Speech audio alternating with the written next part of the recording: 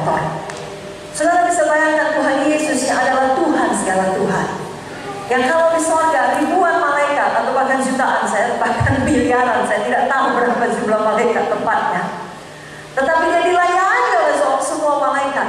Namun pada saat itu dia berlutut, mendekatkan dirinya kepada murid-muridnya, bahkan kepada kaki murid-muridnya, mengambil selai kain tadi kita baca, lalu mulai membasuh kaki yang kotor. Jangan dulu kita mengerti bahwasanya alas kaki tidak seperti kita saat ini, sepatu yang tertutup, tidak, tapi mirip seperti sendal terbuka. Saya kita bayangkan sudah kemana saja mereka berjalan. Sejadi ada yang menginjak kotoran unta, kotoran keledai. Di antara sela-sela jarinya ada lumpur, sudah mengeras, jorok, macam-macam lah. Karena 12 muridnya. Itulah yang satu-satu dibasuh Yesus. Saudaraku, saya aja kadang saudaraku karena sayang kali ya sama Ibu Munte, maka saya mau dekat-dekat dengan sepatunya, saya ambilkan, saya pegang. Kalau bukan sepatu Ibu Munte, belum tentu saya mau pegang. Kenapa? Karena bau. Biasanya sepatu orang. Amin, saudara. Saudara tidak akan dengan sukarela berkata, mari sini sepatu kalian, saya cium satu-satu. Nah, itu perbuatan yang mengandung resiko besar. Tetapi Tuhan Yesus rela melakukan pekerjaan kotor, pekerjaan hina, pekerjaan rendah, karena dia mengasihi. Sekali lagi, karena dia mengasihi. Dan karena dia rendah hati. Inilah Yesus kita. Pada prakteknya kita zaman sekarang ini, mungkin di luar sana, di dunia sekuler, kita seorang direktur, kita seorang manajer, kita seorang pimpinan, sama seperti Yesus adalah Tuhan, segala Tuhan. Tetapi ketika tiba di gereja, saudara rela jadi tukang parkir. Mundur kan Pak? Ya sedikit lagi. Tidak jadi masalah bagi saudara. Apa saja. Amin. Karena kita rendah hati. Amin. Buat amin ya. Karena kita mengasihi Tuhan. Karena kita mengasihi jiwa-jiwa. Maka kita rela melakukan pekerjaan apa saja bagi kerajaan sorga.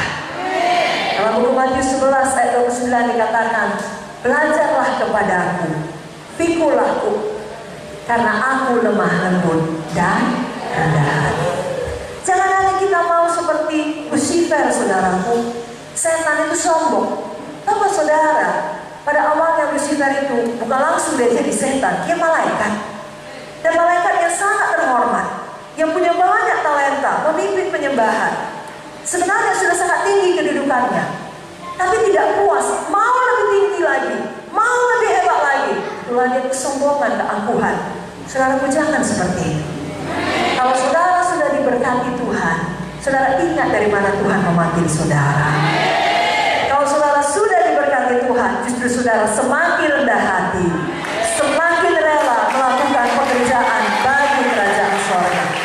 Haleluya. Rendah hati hamba, saudaraku. Amin.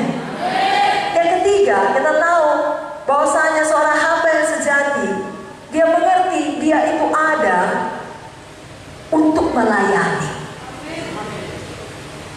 Tuhan Yesus pada waktu dia membasuh kaki murid-muridnya, kita baca tadi dalam Yohanes 13, tahukah dia bahwasanya sebentar lagi Judas Iskariot akan mengkhianati dia? Tahu. Dia Tuhan yang Maha tahu. Tapi dia tidak membiarkan itu sebagai halangan bagi dia untuk melayani Judas Iskariot. Dia tidak, sini Simon kubasuh, sini Andreas kubasuh, tiba Judas, oh tidak usah, kau sebentar lagi mau mengkhianat di sana.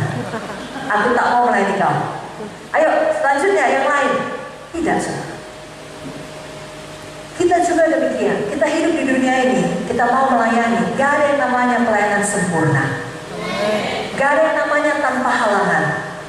Gak ada yang namanya tidak pernah disakiti, tidak pernah dikecewakan. Gak ada yang namanya uang selalu cukup sehingga bisa melayani. Akan banyak persoalan.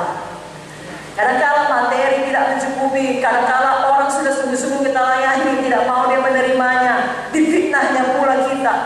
Banyak halangan. Tapi kita harus tahu, kita diciptakan untuk melayani Tuhan. Seorang hamba harus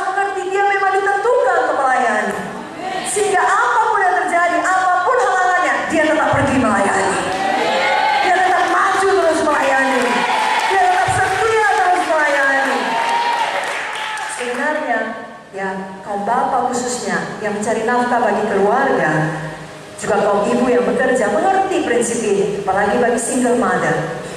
Mau berapa berat pun, kalau namanya mencari uang untuk anak, semua dikerjain. Gak senang pun dengan pekerjaan itu, demi supaya anak bisa sekolah, kan dikerjakan. Kalau untuk dunia pun kita demikian, seharusnya demikian untuk Tuhan.